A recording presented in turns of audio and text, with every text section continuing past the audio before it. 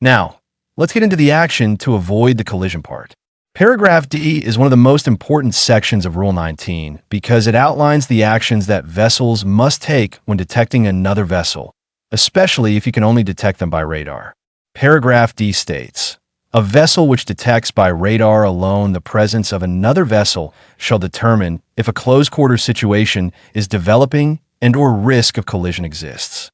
If so, she shall take avoiding action in ample time, provided that when such action consists of an alteration of course." Radar becomes crucial when visibility is poor. If you detect a nearby vessel, you need to evaluate whether a close-quarter situation or risk of collision exists. If a collision risk is detected, you must take avoiding action in ample time, preferably early and decisively. Once you've identified that a close-quarter situation is developing, you must take avoiding action in ample time. The rule specifies two important conditions to avoid. Rule 19, an alteration of course to port for a vessel forward of the beam, other than for a vessel being overtaken. This means if you detect a vessel ahead of you, forward of your beam, don't turn to port to avoid it. Instead, you should turn to starboard or reduce speed. The only exception is when overtaking another vessel.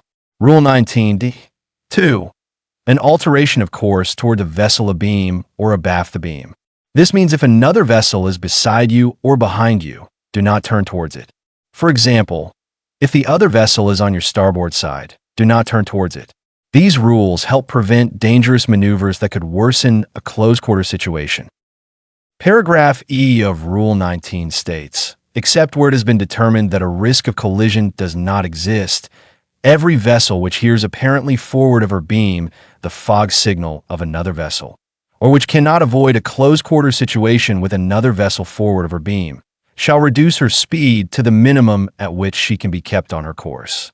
She shall, if necessary, take all her way off and in any event navigate with extreme caution until danger of collision is over. In short, when you hear a fog signal from another vessel ahead, or if you detect a vessel too close on radar, you must reduce your speed, or even stop if needed, and proceed with extreme caution until the danger is passed.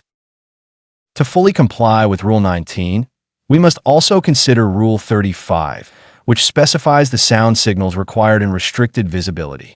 These signals are essential when vessels are not in sight of one another, allowing vessels to communicate their presence and status safely, whether by day or night.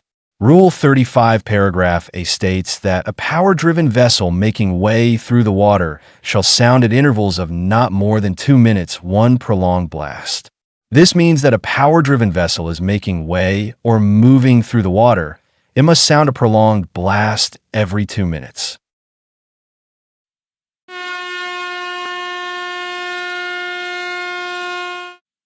Rule 35 paragraph B states that a power-driven vessel underway, but stopped and making no way through the water, shall sound at intervals of not more than 2 minutes 2 prolonged blasts in succession with an interval of about 2 seconds between them.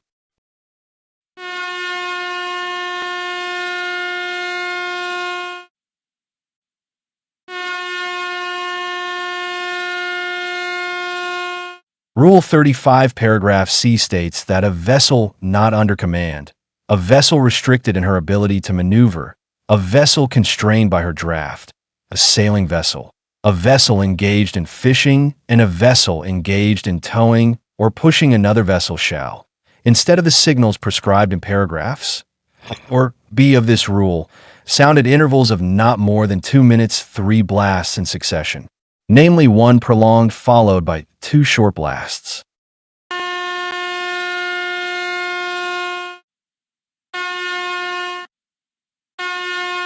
Rule 35 paragraph D states that a vessel engaged in fishing when at anchor and a vessel restricted in her ability to maneuver when carrying out her work at anchor shall, instead of the signals prescribed in paragraph G of this rule, sound the signal prescribed in paragraph C of this rule. Rule 35 paragraph E states that a vessel towed, or if more than one vessel is towed, the last vessel of the tow, if manned, shall at intervals of not more than 2 minutes sound 4 blasts in succession, namely 1 prolonged followed by 3 short blasts. When practicable, This signal shall be made immediately after the signal made by the towing vessel.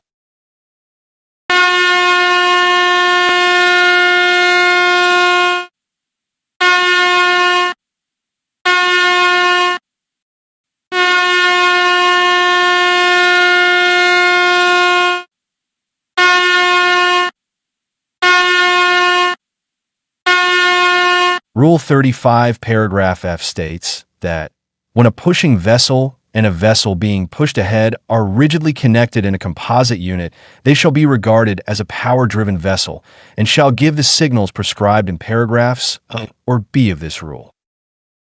Rule 35, paragraph G states that a vessel at anchor shall at intervals of not more than 1 minute ring the bell rapidly for about 5 seconds.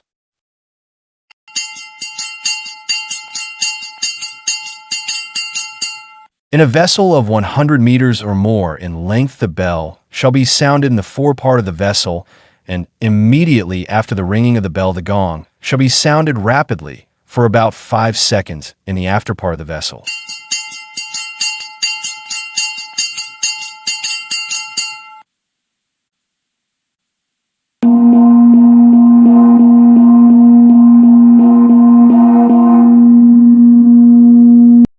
A vessel at anchor may in addition sound 3 blasts in succession, namely 1 short, 1 prolonged, and 1 short blast, to give warning of her position and of the possibility of collision to an approaching vessel. Paragraph H states that a vessel aground shall give the bell signal, and if required, the gong signal prescribed in paragraph G of this rule, and shall, in addition, give 3 separate and distinct strokes on the bell immediately before and after the rapid ringing of the bell. A vessel aground may, in addition, sound an appropriate whistle signal.